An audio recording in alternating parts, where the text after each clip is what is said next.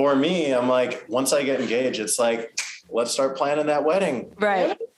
There were like wild accusations also that whole season just about like followers and screen time and who like asked, I think Joe made some comment, like someone asked him for tips on how to like be popular. And like, I would just, every time they talked about it, and it was funny because with Brennan and Piper, they specifically brought up Us Weekly and like a story that ran and like their follower counts. And I was like, oh God, we're involved now. Like, it was just like a wild thing.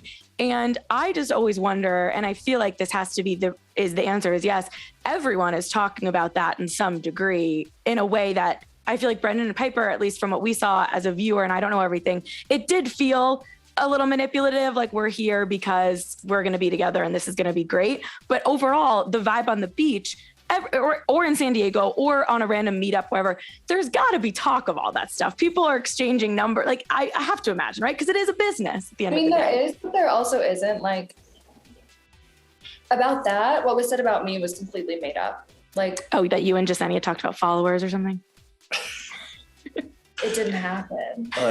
But like, it's my word against hers, so it doesn't really matter, you know, and it happened months ago, but it's frustrating. It felt like in that moment that was said just to make me look even worse. Right. It was like, how many things can I say about this girl to make her look so bad that she like hopefully can't recover from this? Like, that was what I felt like she was trying to do on a dating show where we're all supposed to date each other. Right.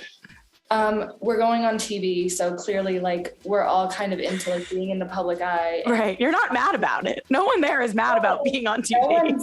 Like, everyone there knows the things that come along with being on shows like this. Yeah. It's a happy side effect for a lot of people. Some people go on specifically for that reason. Not everyone. We didn't, but like some people do. And I mean, you know, it was hard for me watching that back because hearing people talk about me and how I went on there for clout, how I went on there for this and that, and saying specific things. Because I remember one conversation, there was someone who brought up like, oh, Chris talked about followers and blah, blah, blah. It was because I do marketing for a living. Mm-hmm. And I help companies grow. I help companies scale, things like that. And so for me, and I also do PR as well. And so I was literally just giving someone advice on how to grow their following and what they can expect and things like that. And so to hear that be portrayed negatively against me really frustrated me. Because if you look at my social media, I haven't done a single paid ad. I'm not saying I never would. Right. That's, you know. It's not a bad thing, but they use something that they do to make a living to try and make Chris look bad. Right. It's a little, a little pot meat kettle. I mean, why can't everyone sell it? Like, you tell me how much you made for that deal so I can try to make, like, I feel like you guys should all be joining forces.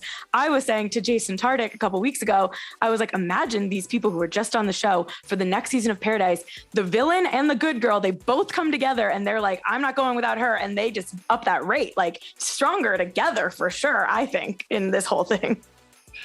But I think generally this show is about competition. Right. You know? Everyone wants to outlast the other. So unfortunately, there's not that support. Yeah.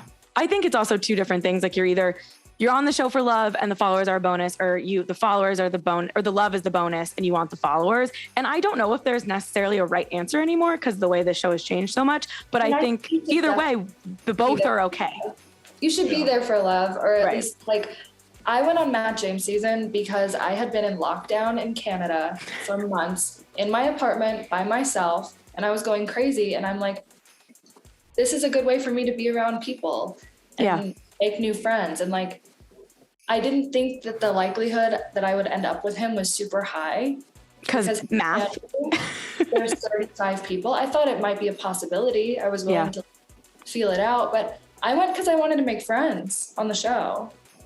You know, and like, I know that followers is a thing that comes with it and all of that kind of stuff, but it's never guaranteed. So it's not, I don't think it should ever be your reason to go. Yeah. Because I did walk away with some amazing friends that, you know, will be in my life forever, but. Yeah. And I think, you know, you meet a lot of really great people in the franchise. You come across a lot of really shitty people as well. And, you know, I think one of the big takeaways is the relationships you make, and especially like the love relationships you make. And I look back at the whole experience and I can sit there and be like, oh, you know what? I regret going through that. I regret being humiliated and shamed publicly on national TV. But at the end of the day, I would do all that a million times over if I can end up with Alana again. Oh, that's very sweet. Do you think hypothetically, if you guys did stay, like you weren't quote unquote kicked out or whatever you want to call it, and you did stay and you were able to just kind of go through the process like the show intends, where sometimes people switch partners or give a rose to someone else, and people made all these comments like they're just going to keep giving their rose back and forth to each other. I'm like, well, that's what everybody else who's in a relationship is doing, but whatever. Again, part of the show. Do you think you would have ended up leaving the beach together? Like, do you think that time would have even paid off to date in that environment, or do you think you were able to get a better foundation just starting fresh outside the show anyway? You can go first. You can go first. So I think with me, are you talking about leaving the beach engaged? Yeah, or engaged, or even together, like just as a pair, I guess. Most of them left engaged, I guess, this time around. We 100% would have left the beach together. Would we have left engaged? I don't know. We could have not. But at the end of the day, I only want to propose once. That's my goal in life. Propose once, get married once, live happily ever after. And so I think I would only propose if I knew 100% for certain that this is absolutely the direction I want to go. But at the same time, you're in a specific environment the whole time. Right. To see people in their normal everyday lives or see how they act off camera or off screen, things like that. And so I for sure do 100% think that we would have continued dating. And would we have gotten engaged or not? Not 100% sure, but... What percentage are you at now? What percentage am I at now? Yeah. Oh, good question. I think I have a really good idea of the person I want to spend the rest of my life with. Oh.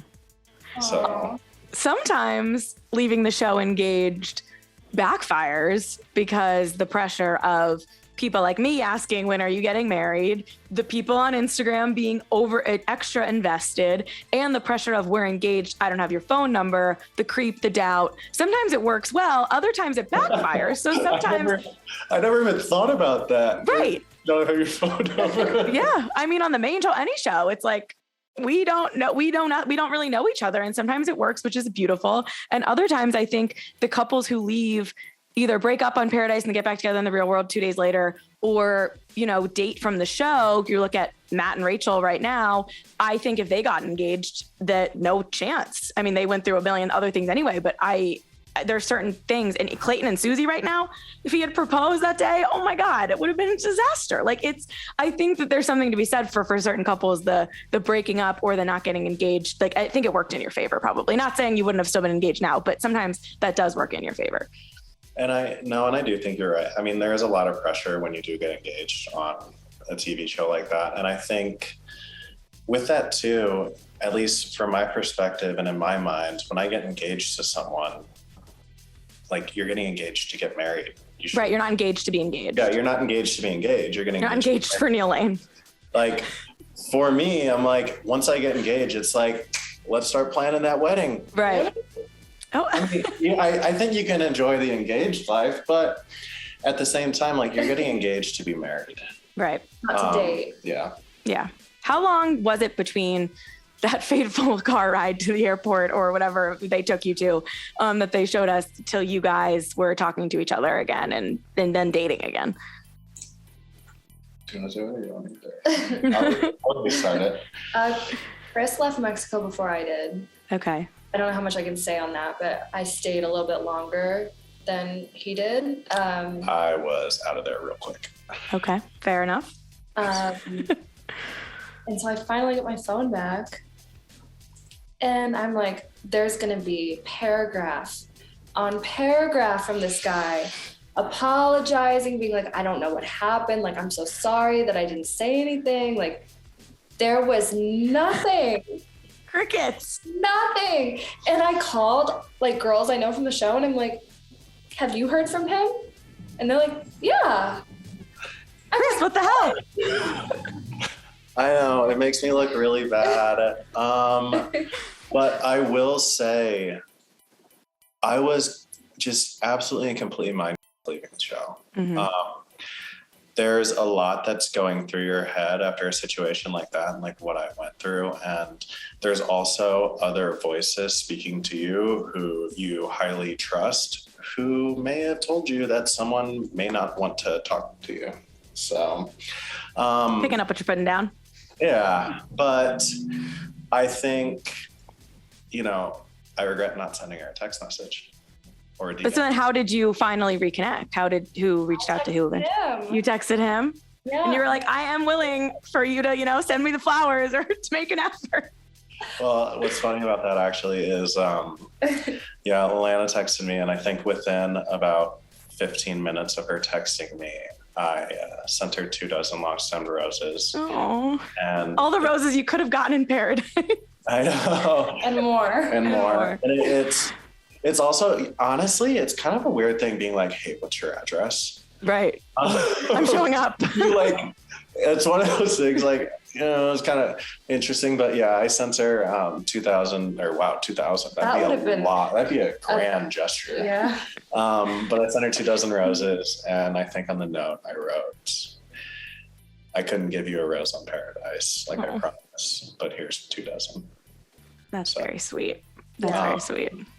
And we kind of started chatting. What's funny is I actually had a work trip to go to San Antonio, I think, a month after she sent me that text message. And I thought a month was way too long. So the following weekend, I had a flight to San Antonio to go see Alana, because we made such a strong connection on the beach. And it was like eating away at me not to explore that connection outside of that environment. And I just had to get down there. And so I went there as soon as I possibly could. Oh.